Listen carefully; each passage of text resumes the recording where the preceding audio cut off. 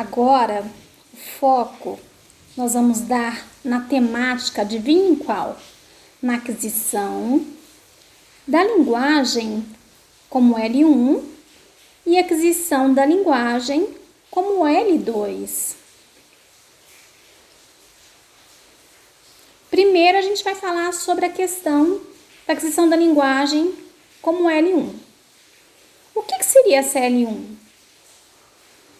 Significa uma primeira língua, a língua mais usada que te ajuda no seu desenvolvimento da linguagem, que você utiliza mais no seu dia a dia, que futuramente vai utilizar, te auxiliar num processo de evolução cognitiva, de criação de imagens, inovações. L1 é a língua mais usada para você todos os dias, para ter contato com outras pessoas, para frequentar os diferentes lugares que você chega, essa pessoa também utiliza essa mesma língua. Por isso que é a língua mais usada. Ela também é conhecida como língua materna, como primeira língua e língua mais usada. É igual uma criança, por exemplo. Se for uma criança surda, a primeira língua dela vai ser a Libras, porque ela, bebezinho, ela vai ter contato com os pais surdos que vai fazer a língua de sinais para ela. E essa língua de sinal vai ser a primeira língua materna dela. Se for ouvinte e os pais forem ouvintes, a fala, no caso da questão da fala, a oralidade, vai ser a primeira língua dessa criança. Por quê? Desde criança, no processo de interação, desde bebezinho, ela tem esse contato oral. Então, se torna a língua mais usada. Os lugares também que ela vai ter acesso, a língua mais usada é a língua falada, a língua majoritária. E por isso vai ser a L1, a língua natural dessa criança ouvinte também, a língua materna dela. A estrutura é adquirida naturalmente, espontaneamente, em função dessas minúcias, singularidades que acontecem no dia a dia, desde criança, nos diversos contextos diferentes que ela frequenta, sempre tendo todas as pessoas que ela tem um contato utilizando a mesma língua, que é a primeira língua. A língua dela, seja língua de sinais, seja língua oralizada. É uma língua de conforto, que ela se sente confortável em estar utilizando. Primeiro, é porque é uma língua também natural. Foi adquirida por contato, que traz acontecimentos também. Tem a situação importante do ambiente, por exemplo. A importância, estudos mostram que a importância que o ambiente tem na aquisição da linguagem, não é só o contato com a língua. Às vezes não tem ninguém uma língua, utilizando uma língua naquele momento, mas o ambiente está promovendo uma estimulação visual, um ruído, um símbolo, pessoas que estão acontecendo, seja barulhos de carros andando, pessoas discutindo. Então, o lugar, a forma, o ambiente, como o ambiente estimula em si, ele também propicia essa aquisição, esse desenvolvimento da linguagem como L1. E que junto com o contato, você tem um reforço, mas não é só pelo contato com a língua que você vai adquirir uma língua, a linguagem como L1. Então, o ambiente também tem o seu papel importante.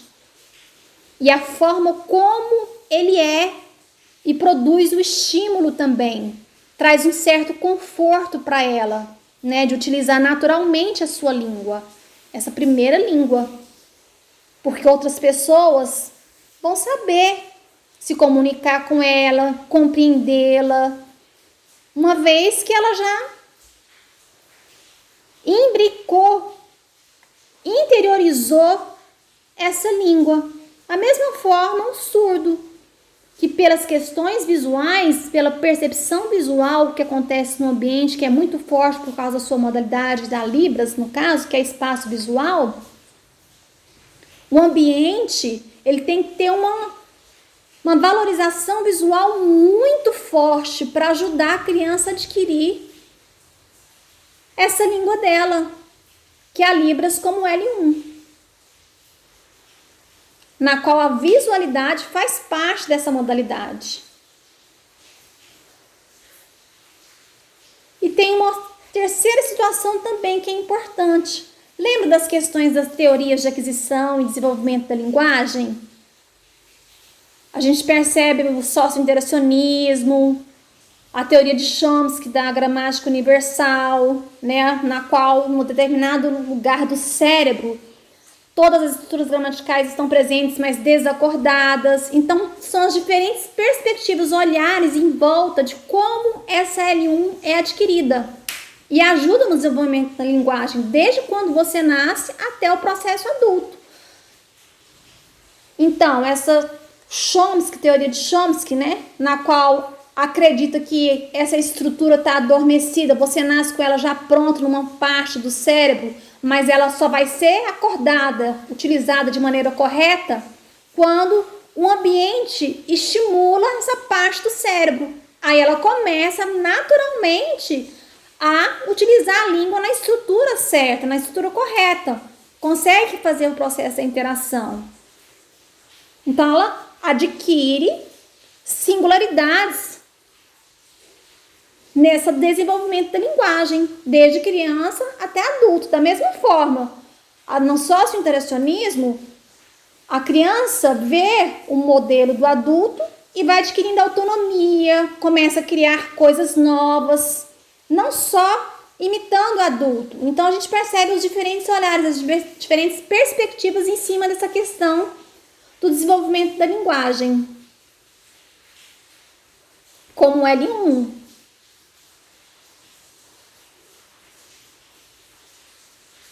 Então, tudo depende da questão do olhar da teoria perante esse processo de aquisição. A outra situação é, por exemplo, se o ambiente for ruim, pobre de estímulo, muito pouco estímulo, quase nada visual, muito pobre, não tem imagens, não tem símbolo, igual no caso dos surdos, por exemplo, a gente percebe falhas nessa aquisição da linguagem como L1, no caso da Libras. Existe um prejuízo nessa aquisição da linguagem como L1, como primeira língua, como língua materna. Pode acontecer que tipo de prejuízos, por exemplo? Atrasos de linguagem nessa aquisição da linguagem como L1. Por isso precisa ter certo cuidado, receio em relação a isso. Agora, quando o foco é voltado para a questão da aquisição da linguagem como L2, quem que adquire? Surdo? Não. Aí a gente já está com foco para ouvinte. O ouvinte, antes, ele já adquiriu a sua L1, que a gente já falou, que é a língua falada. E aí o que acontece? Ele desenvolve aquela vontade de adquirir a Libras como L2, como segunda língua. E como que acontece esse processo? São coisas totalmente diferentes. Envolve metodologias diferentes. Quando você vai trabalhar o processo de aquisição de linguagem como L1, de metodologias que vão trabalhar a aquisição da linguagem de Libras como L2 para os ouvintes. Tem diferenças em relação a isso.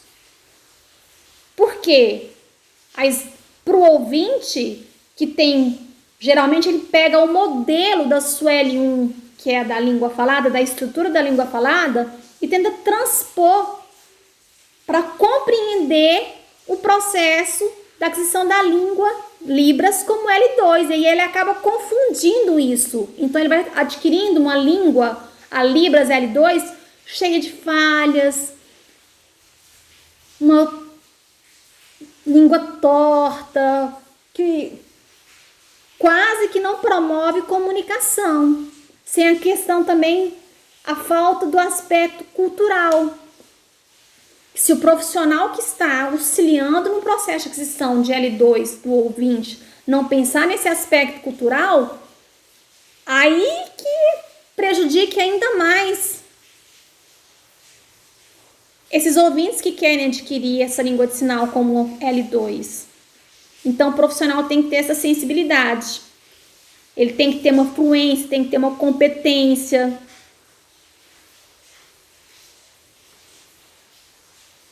Para ajudar esses ouvintes a adquirirem essa Libras como L2. Senão, o que acontece? O ouvinte começa a ter baixa autoestima e começa a achar difícil a Libras.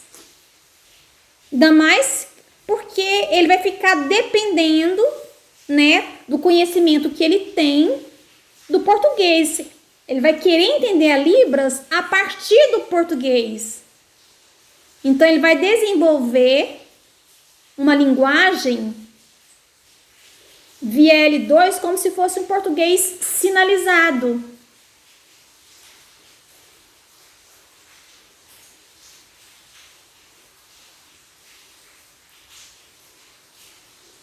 Por isso, a gente precisa ter muito cuidado em relação a isso, ok? Então, na hora que a gente for pensar nessa aquisição de uma nova língua para o ouvinte, ele precisa ter um contato muito contínuo, quase que todos os dias, com pessoas que utilizam, que são usuários das línguas de sinais, porque ela vai percebendo, ela vai interagindo nesse processo de interação, ela vai adquirindo, sem falhas, a Libras como L2. E aí, como ela vai estar contextualizada, vai acontecendo de uma forma mais espontânea. Ele vai compreendendo as regras e a estrutura, e ele vai se motivando a aprender e adquirir essa linguagem como L2. Então, muita atenção nessa diferença, viu? Vamos lá? Vamos começar as leituras? Bons estudos para vocês e boa aprendizagem. A Unindice deseja tudo isso a vocês.